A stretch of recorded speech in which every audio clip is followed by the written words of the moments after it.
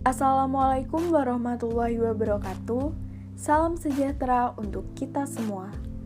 Pada video pembelajaran kali ini, kami akan membahas mengenai etika akademik yang ada di lingkungan perguruan tinggi. Namun, sebelumnya izinkan kami untuk memperkenalkan diri. Kelompok 6. Arini Zuriati Faiza, Andre B. Sembiring, Diva Fitria Davina, Andre William Pohan. Kegiatan belajar 1. Tugas dan tanggung jawab Civitas Akademika. Dalam Undang-Undang Republik Indonesia Nomor 12 Tahun 2012 tentang Pendidikan Tinggi. Pendidikan tinggi berperan sebagai bagian dari sistem pendidikan nasional yang memiliki peran strategis dalam mencerdaskan kehidupan bangsa dan memajukan ilmu pengetahuan dan teknologi dengan memperhatikan dan menerapkan nilai humaniora serta pembudayaan dan pemberdayaan bangsa Indonesia yang berkelanjutan. Perguruan tinggi sebagai lembaga pendidikan memiliki tugas untuk menjalankan Tridharma Pendidikan.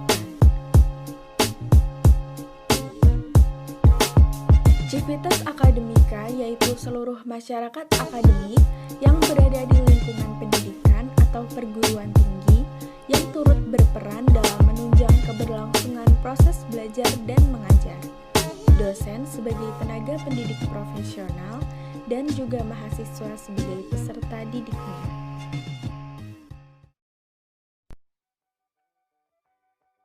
Menurut Undang-Undang Nomor 12 Tahun 2012, Pasal 12, dosen sebagai anggota Civitas Akademika memiliki tugas dan tanggung jawab sebagai berikut. 1. Mentransformasikan ilmu pengetahuan dan atau teknologi yang dikuasainya kepada mahasiswa dengan mewujudkan suasana belajar dan pembelajaran, sehingga mahasiswa dapat berperan aktif mengembangkan potensinya. 2. Dosen sebagai ilmuwan memiliki tugas mengembangkan suatu cabang ilmu pengetahuan dan atau teknologi melalui penalaran dan penelitian ilmiah serta menyebarluaskannya. 3. Dosen secara perorangan atau berkelompok wajib menulis buku ajar atau buku teks yang diterbitkan oleh perguruan tinggi dan atau dipublikasikan secara ilmiah sebagai satu sumber belajar dan untuk mengembangkan budaya akademik serta pembudayaan kegiatan baca tulis bagi seluruh Civitas Akademika.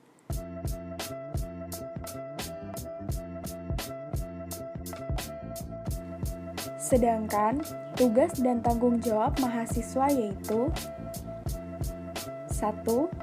Mahasiswa sebagai anggota Civitas Akademika diposisikan sebagai insan dewasa yang memiliki kesadaran sendiri dalam mengembangkan potensi diri di perguruan tinggi untuk menjadi intelektual, ilmuwan, praktisi, dan atau profesional.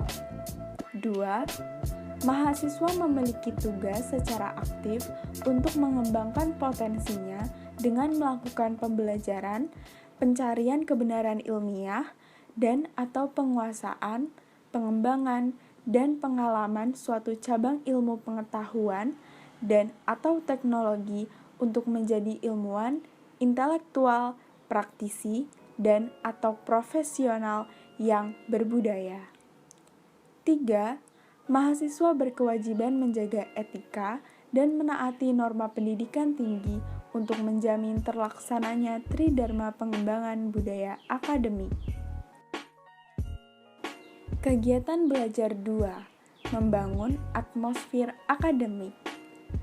Suasana atau atmosfer akademik yaitu sejumlah sarana untuk memelihara interaksi antara mahasiswa dan dosen, baik untuk urusan akademik maupun non-akademik, dalam rangka menciptakan iklim yang kondusif bagi perkembangan akademik mahasiswa dan profesionalisme dosen. Berikut ini merupakan beberapa cara yang dapat diterapkan antara dosen dan mahasiswa untuk membangun atmosfer akademik yang kondusif. 1. Dosen menyediakan diri untuk mendampingi sebagai tutor pada pelatihan-pelatihan yang dilakukan oleh mahasiswa. 2. Mengikutsertakan mahasiswa dalam berbagai kepanitiaan seperti kerjasama dengan instansi pemerintah maupun swasta, berbagai kegiatan seminar nasional, pameran hasil-hasil penelitian, dan kegiatan pengabdian kepada masyarakat. 3. Melaksanakan kegiatan yang dapat membangun kebersamaan antara dosen, karyawan, dan mahasiswa, seperti olahraga bersama yang diatur secara terjadwal. 4. Dosen memiliki waktu yang terbuka untuk melayani mahasiswa dalam melakukan bimbingan dan konseling, baik yang bersifat akademik maupun non-akademik. Suasana atau atmosfer akademik di lingkungan Universitas Lampung, khususnya program studi, akan tercipta dan dapat dicapai serta ditingkatkan dengan beberapa cara sebagai berikut. 1. Tersedianya rancangan yang baik dan baku tentang strategi penciptaan dan pengelolaan suasana akademik yang sehat dengan disertai oleh kepemilikan etos kerja dan etos belajar yang tinggi. 2. Tersedianya kurikulum program studi yang bermutu tinggi. 3. Tersedianya dosen yang mencukupi baik secara kuantitatif maupun secara kualitatif. 4. Terselenggaranya kegiatan pembelajaran yang bermutu, produktif, memiliki etos kerja serta berdisiplin yang tinggi, yang mengutamakan prestasi ketimbang prestis dan yang lainnya. Plagiarisme menurut Peraturan Menteri Pendidikan Nasional RI Nomor 17 Tahun 2010 merupakan perbuatan sengaja atau tidak sengaja dalam memperoleh atau mencoba memperoleh kredit atau nilai untuk suatu karya ilmiah dengan mengutip sebagian atau seluruh karya dan atau karya ilmiah pihak lain yang diakui sebagai karya ilmiahnya tanpa menyatakan sumber secara tepat dan memadai. Pelaku plagiat dikatakan sebagai plagiator. Bentuk plagiarisme diklasifikasikan dalam berbagai aspek.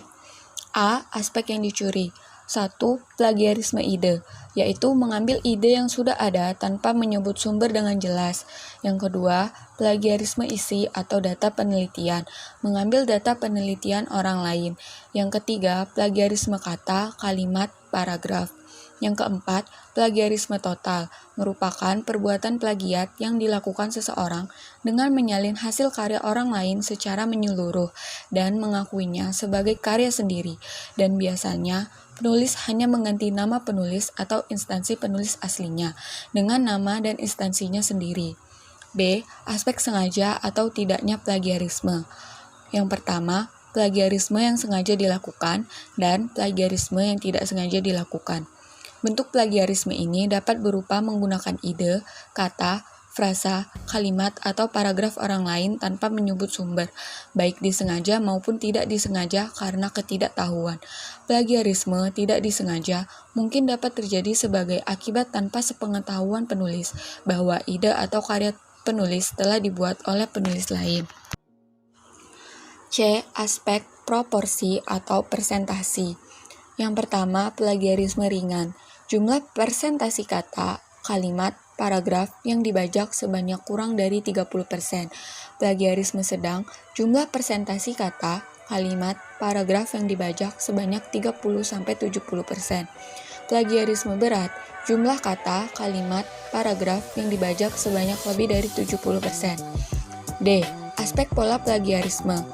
Yang pertama, plagiarisme kata demi kata, yaitu mengambil sebagian kecil kalimat dapat satu paragraf atau seluruh makalah tanpa diubah menurut aturan penulisan dan tidak menyebutkan sumber. Yang kedua, plagiarisme mosaik, yaitu menyalin dan menyisipkan kata, frasa, atau kalimat dari penulis lain, lalu menyambungkan secara acak. Beberapa bentuk plagiarisme lain menurut Peraturan Akademik Universitas Lampung tahun 2016 pasal 36, yaitu A. Mengacu dan atau mengutip istilah, kata-kata, dan atau kalimat, data, dan atau informasi dari suatu sumber tanpa menyebutkan sumber dalam catatan kutipan dan atau tanpa menyatakan sumber secara memadai. B. Mengacu dan atau mengutip secara acak istilah, kata-kata dan atau kalimat, data, dan atau informasi dari suatu sumber tanpa menyebutkan sumber dalam catatan kutipan dan atau tanpa menyatakan sumber secara memadai. C. Menggunakan sumber gagasan, pendapat, pandangan, atau teori tanpa menyatakan sumber secara memadai. D. Merumuskan dengan kata-kata dan atau kalimat sendiri dari sumber kata-kata dan atau kalimat, gagasan, pendapat, pandangan, atau teori tanpa menyatakan sumber secara memadai. E. Menyerahkan suatu karya ilmiah yang dihasilkan dan atau telah dipublikasikan oleh pihak lain sebagai karya ilmiahnya tanpa menyatakan sumber secara memadai. Baiklah semuanya, pemaparan materi mengenai etika akademik sudah tersampaikan melalui video pembelajaran dari kelompok 6. Semoga apa yang disampaikan dapat berguna dan bermanfaat bagi kita semua. Sekian video ini, apabila ada kesalahan kami mohon maaf. Wabillahi taufiq wal hidayah. Wassalamualaikum warahmatullahi wabarakatuh.